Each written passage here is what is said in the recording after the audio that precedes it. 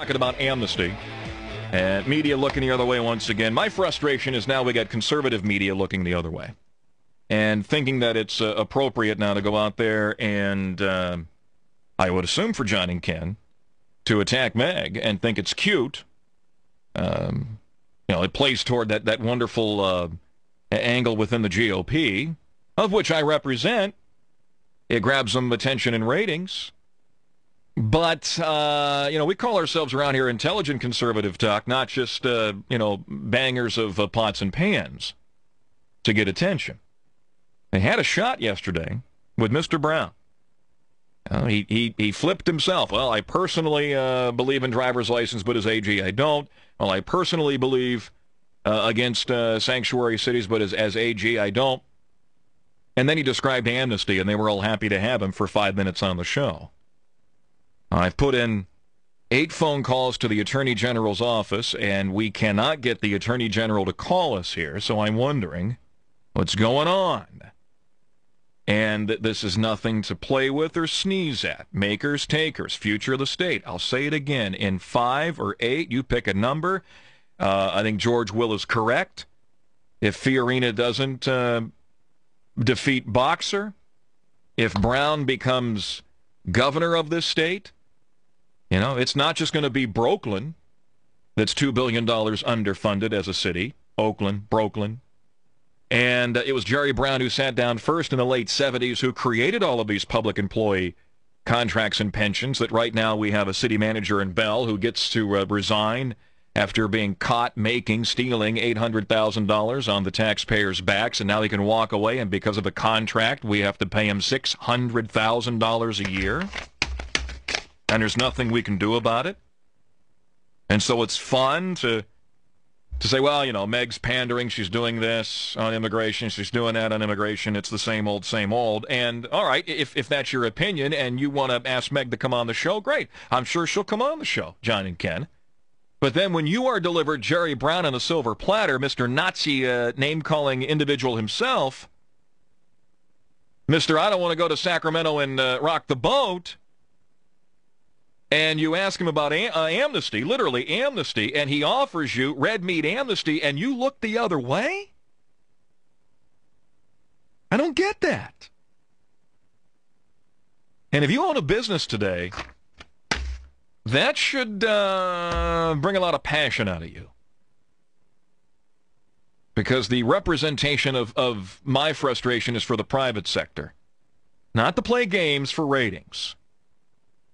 I've said it from the outset. Meg and I don't always agree on everything. We haven't in the times we've talked. But on the topic of immigration, number one, it's time to move away from this topic and get back to jobs and deficit and spending and budget and education and pension reform. That's where we have to go. Not to sit down there and grab your kitchen pots and pans and bang them as you look into the mirror myopically saying, hey, we're the ones that, we set the pulse around here, and if you don't agree with us, your head goes on a stick. And so now you insinuate you want to put Meg's head on a stick while you have Jerry Brown for 5 minutes, and then, you re-air it the next hour and still don't say anything out of the interview. Very disappointing, boys. Very disappointing. Very cowardly. Very damaging to the future of this state. You may think it's cute. Now, you may pick up some of the mainstream media, some of the blue media. You may have Jerry Brown call back and you get Jerry Brown for another segment of the show, and he may have fun doing it, but boy, oh boy, the risk is very, very high. 12:31, I got to hit the bottom of the hour, get some news. Beth Duncan on the other. Adjustment on page 37 of her 48-page pamphlet, something she's offered and Jerry Brown has not offered. He tried something yesterday on pension reform, and if I get a chance, I'll get there.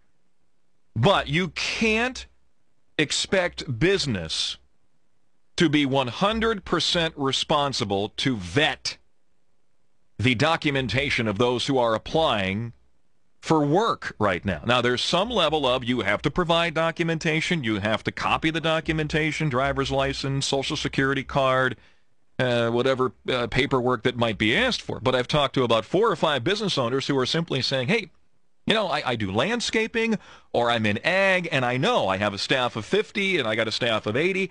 I have not willingly hired anybody who's illegal, but I know that I have hired somebody who is illegal. I suspect it, but I can't prove it. So here comes, you know, if indeed we're going to come down, I mean, Steve Poizner represented this in the primary. And Meg had it in the pamphlet, and she somewhat shifted. She said, hey, if we can get a qualified E-Verify system, if we can get biometrics, if we could be more assured that we can vet these individuals and prove that they are legal, I'm in. I'm in with going into businesses and saying, hey, prove it. Show us the documentation. Show us that everybody here is legal, and if not, then we're going to penalize you. But if we can't do that, why would I want to put business in the sights of that type of risk? So long and short of it, compadres in talk radio down south in California, in Los Angeles, their names are John and Ken, on a large radio station down in L.A., have picked up a campaign. And in a roundabout way, they have mimicked their Heads on Sticks campaign with Meg Whitman, because Meg, well, they're bothered that Meg is doing Spanish-speaking media. I'm not.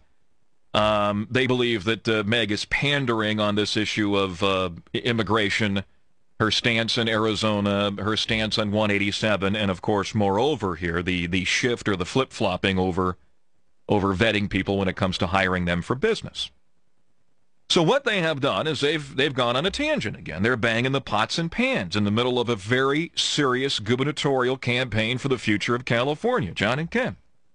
So I caught wind of this through a friend who was listening to radio in Los Angeles. Yesterday I go home. I'm sitting at my laptop in my home office. I put my earbuds in, and I decide to listen to John and Ken, as I do infrequently.